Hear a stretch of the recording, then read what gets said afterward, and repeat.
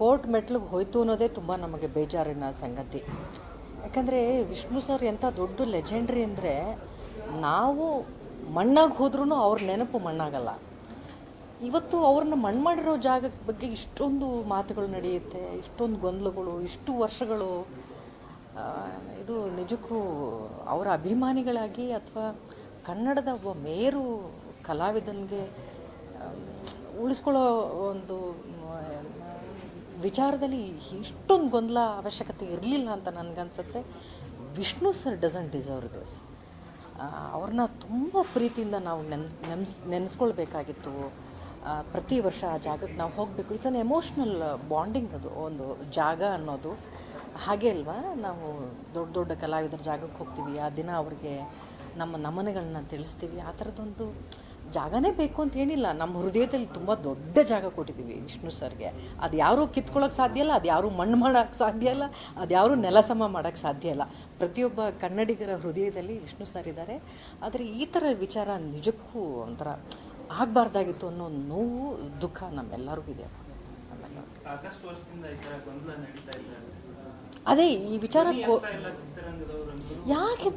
ಯಾಕಿತ್ತಲ್ಲ ನಾವೇನು ಮಾಡೋಕ್ಕಾಗತ್ತೆ. ಕೋರ್ಟಲ್ಲಿ ಹೋಗಿರೋದ್ರಿಂದ ವಿಷ್ಣು ಸರ್ ಅವರ ಕಾಲವಾದ ದಿನವೇ ಈ ಥರದ್ದೊಂದು ಪ್ರಶ್ನೆ ಉದ್ಭವ ಆಗುತ್ತೆ ಅನ್ನಂಗಿದ್ರೆ, ನಮ್ಮ ಹೃದಯದಲ್ಲಿ ಜಾಗ ಕೊಟ್ಟರು ಒಬ್ಬ ಕಲಾವಿದನಿಗೆ ನಮ್ಮ ಮನೇಲಿ ಒಂದು ಜಾಗ ಕೊಡಲ್ವಾ, ನಮ್ಮ ಜಮೀನಲ್ಲಿ ಜಾಗ ಕೊಡಲ್ವಾ, ನಮ್ಮ ಜಾಗದಲ್ಲಿ ಜಾಗ ಕೊಡಲ್ವಾ? ಖಂಡಿತ ಕೊಡ್ತಿದ್ವಿ. ಆದರೆ ಇಷ್ಟು ಗೊಂದಲ ಆಗುತ್ತೆ ಅಂತ ಯಾರಿಗೆ ಗೊತ್ತಿತ್ತು? ಆ ಜಾಗದಲ್ಲಿ ಗೊಂದಲ ಇದೆ ಅಂತಲೇ ಗೊತ್ತಿರಲಿಲ್ವಲ್ಲ. ಈ ಗೊಂದಲಗಳಿದ್ದಿದ್ರೆ ನಾವು ಅಭಿಮಾನಿಗಳು ನಾವು ಯಾವತ್ತೂ ರೆಡಿ ಇದ್ದೀವಿ. ನನಗೂ ಒಂದು ಜಮೀನಿದೆ, ಒಂದು ಪುಟ್ಟ ಜಾಗ ಇದೆ. ಖಂಡಿತವಾಗ್ಲೂ ನಾನು ಅವ್ರನ್ನ ನನ್ನ ದೇವ್ರ ಮನೇಲಿ ಹೆಂಗೆ ಜಾಗ ಕೊಡ್ತೀವೋ ವಿಷ್ಣು ಸರ್ಗೂ ಒಂದು ಜಾಗ ಕೊಡ್ತೀವಿ ಒಂದು ಫೋಟೋದಲ್ಲಿ. ಅಂಥದ್ದಲ್ಲಿ ನಮ್ಮ ಜಮೀನಲ್ಲಿ ಅವ್ರಿಗೆ ಜಾಗ ಕೊಡ್ತಾ ಇರಲಿಲ್ವ? ಖಂಡಿತ ಕೊಡ್ತಿದ್ವಿ. ದುರ್ವಿಧಿ ಇದು ಗೊತ್ತಿರಲಿಲ್ಲ ನಮಗಷ್ಟೇ. ಆ ಜಾಗ ಒಂದು ಈ ಥರದ್ದೊಂದು ಕಥೆ ಆಗುತ್ತೆ, ಈ ಥರದ್ದೊಂದು ಲಿಟಿಗೇಷನ್ ಆಗುತ್ತೆ ಅನ್ನೋದು ಯಾರಿಗೂ ಗೊತ್ತಿರಲಿಲ್ವಲ್ಲ. ಪ್ರತಿಯೊಬ್ಬ ಅಭಿಮಾನಿಯ ಎಲ್ಲ ಆಶಾದೂಹ ಇದನ್ನೇ ಹೀಗೆ ಇರೋದು. ಬಟ್ ಜೊತೆಗೆ ಏನಂದರೆ ಧೀಮಂತ ನಾಯಕನಿಗೆ ಈ ಥರ ಒಂದು ದುರಂತ ಅಂತ ಏನು?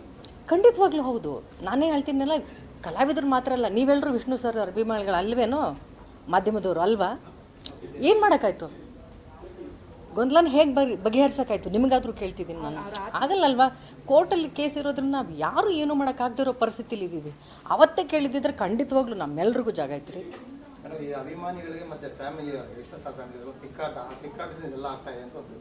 ಅದು ನನಗೆ ಗೊತ್ತಿಲ್ಲ. ಲೈಕ್ ನಾನೊಬ್ಬ ಅಭಿಮಾನಿಯಾಗಿ ಮಾತ್ರ ಮಾತಾಡಬಲ್ಲೆ. ಮೊದಲೇ ಗೊತ್ತಿದ್ರೆ ಇದಕ್ಕೊಂದು ತಾರ್ಕಿಕ ಅಂತ್ಯ ಸಿಕ್ತಿತ್ತೋ ಏನೋ. ಮೊದಲಿಂದನೇ ಇದು ಆ ಜಾಗದಲ್ಲಿ ಇಷ್ಟೊಂದು ಗೊಂದಲ ಇದ್ದಿದ್ರೆ ಅವ್ರ ಕುಟುಂಬದವರು ಒಪ್ಕೊತಾ ಇರಲಿಲ್ಲ. ಯಾರಿಗೆ ಗೊತ್ತಿತ್ತು ಅನಿಸುತ್ತೆ? ಗೊತ್ತಿದ್ದು ಮಾಡಿರೋದು ಅಂತ ನನಗೇನು ಅನ್ನಿಸ್ತಾ ಇಲ್ಲ. ಅದು ಐ ಡೋಂಟ್ ನೋ. ನಾನು ಅದ್ರ ಬಗ್ಗೆ ಹೇಳೋದಕ್ಕೆ ಹೆಚ್ಚು ನನಗೆ ಅದ್ರ ಬಗ್ಗೆ ಗೊತ್ತೂ ಇಲ್ಲ. ಆ ಸಮಯದಲ್ಲಿ ಕಾರ್ಯಕ್ರಮ ಮಾಡಬೇಕು ಅಂತ ಎಲ್ಲರೂ ಒಂದು ಜೋರಾಗಿ ಪ್ಲಾನ್ ಆಗಿತ್ತು. ಆದರೆ ಈಗೇನಾಗಿದೆ ಅಂತಂದರೆ ಬೇಡ ಅಂತ ಫ್ಯಾಮಿಲಿಯವರು ಕೂಡ ಬೇಡ ಮಾಡೋದು ಟಿಕ್ಕಾಟ ಶುರುವಾಗಿದೆ ಅಭಿಮಾನಿಗಳು ಮತ್ತು ಫ್ಯಾಮಿಲಿ. ಆ ಪ್ರಶ್ನೆ ಬಗ್ಗೆ ಉತ್ತರಿಸೋದಕ್ಕೆ ನನಗೆ ಅಷ್ಟು ವಿಚಾರಗಳು ಗೊತ್ತಿಲ್ಲ. ಬಟ್ ವಿಷ್ಣು ಸರ್ ಅವರ ಜನ್ಮದಿನವನ್ನು ನಮ್ಮ ಜನ್ಮ ಇರೋವರೆಗೂ ನಾವು ಆಚರಿಸ್ತೀವಿ. ವಿಷ್ಣು ಸರ್ ಅವ್ರನ್ನ ಅದೊಂದು ಜಾಗಕ್ಕೆ ಹೋಗಿ ನಾವು ಅವ್ರಿಗೆ ನಮ್ಮನ್ನು ಸಲ್ಲಿಸಿದ್ರೆ ಮಾತ್ರ ನಮ್ಗೆ ಅವ್ರ ಮೇಲೆ ಪ್ರೀತಿ ಇದೆ ಅಂತಲ್ಲ. ಅವರು ನಮ್ಮ ಹೃದಯದಲ್ಲಿ ಯಾವತ್ತೂ ಇರ್ತಾರೆ. ಹೌದು, ಖಂಡಿತ ಸರ್. ಅದಕ್ಕೆ ನಾನು ಅಲ್ಲಲ್ಲ, ಒಂದೇ ಜನ್ಮದಿನವನ್ನು ನಾವಿಬ್ಬರು ಶೇರ್ ಮಾಡ್ಕೊಳ್ತೀವಿ.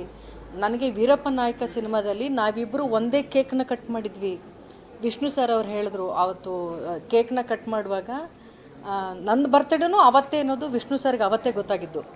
ನಾನು ಅವರ ತುಂಬ ದೊಡ್ಡ ಅಭಿಮಾನಿ ಚಿಕ್ಕ ಹುಡುಗಿಯಿಂದ. ನಮ್ಮ ಸ್ಕೂಲಲ್ಲಿ ಗ್ಯಾಂಗ್ ಇದ್ದರೆ ನಾನು ವಿಷ್ಣು ಅಭಿಮಾನಿಗಳ ಗ್ಯಾಂಗ್ನ ಲೀಡರ್ ನಾನು.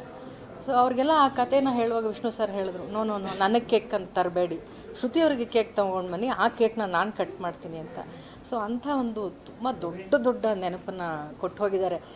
ಕೇವಲ ಅವ್ರ ಜೊತೆ ಆ್ಯಕ್ಟ್ ಮಾಡಿರೋ ಕಲಾವಿದರಿಗಲ್ಲ, ಕರ್ನಾಟಕದ ಪ್ರತಿಯೊಬ್ಬ ಕನ್ನಡಿಗರಿಗೂ ಅದೇ ಥರದ ದೊಡ್ಡನ್ನ ನೆನಪನ್ನು ಬಿಟ್ಟು ಹೋಗಿರುವಂಥ ಮೇರು ಕಲಾವಿದ ಅವರು. ಅವರ ಆತ್ಮಕ್ಕೆ ನೆಮ್ಮದಿನೇ ಇಲ್ಲ ಅಂದರೆ ಅವ್ರ ಅಭಿಮಾನಿಗಳು ಕಣ್ಣೀರು ಹಾಕ್ತಾ ಇದ್ರು ಮ್ಯಾಮ್. ಇಲ್ಲಮ್ಮ, ಹಾಗೆ ಅಂದ್ಕೊಳ್ಳೋದು ಬೇಡ. ನಾವು ತುಂಬ ಪ್ರೀತಿಸ್ತೀವಿ, ಅವ್ರನ್ನ ಆರಾಧಿಸ್ತೀವಿ, ಇವತ್ತಿಗೂ ಪೂಜಿಸ್ತೀವಿ. ಅದರಲ್ಲಿ ಕಿಂಚಿತ್ತೂ ಕೊರತೆ ಇಲ್ಲ ನಮ್ಮಲ್ಲಿ ಅಭಿಮಾನಿಗಳಲ್ಲಿ. ಜಾಗದ್ದು ಗೊಂದಲ ಆಯಿತು ಅನ್ನೋ ನೋವು ಎಲ್ಲರಿಗೂ ಇದೆ. ಆದರೆ ಅವ್ರನ್ನ ಪ್ರೀತಿಸೋದಾಗಲಿ ಅವ್ರನ್ನ ನೆನಪಿಸ್ಕೊಳ್ಳೋದಾಗಲಿ ಅಭಿಮಾನಿಗಳಲ್ಲಿ ಕಿಂಚಿತ್ತೂ ಕೂಡ ಕಡಿಮೆ ಆಗಿಲ್ಲ, ಆಗೋದೂ ಇಲ್ಲ. ಏನೋ ಸಪೋರ್ಟ್ ಕೇಳಿದ್ರೆ ಹೋರಾಟದಿಂದ ಸರಿ ಹೋಗೋತಿಂದ್ರೆ ನಾವೆಲ್ಲರೂ ಬೀದಿಲಿ ಕೂತ್ಕೊಂಡು ಹೋರಾಟ ಮಾಡೋಣ.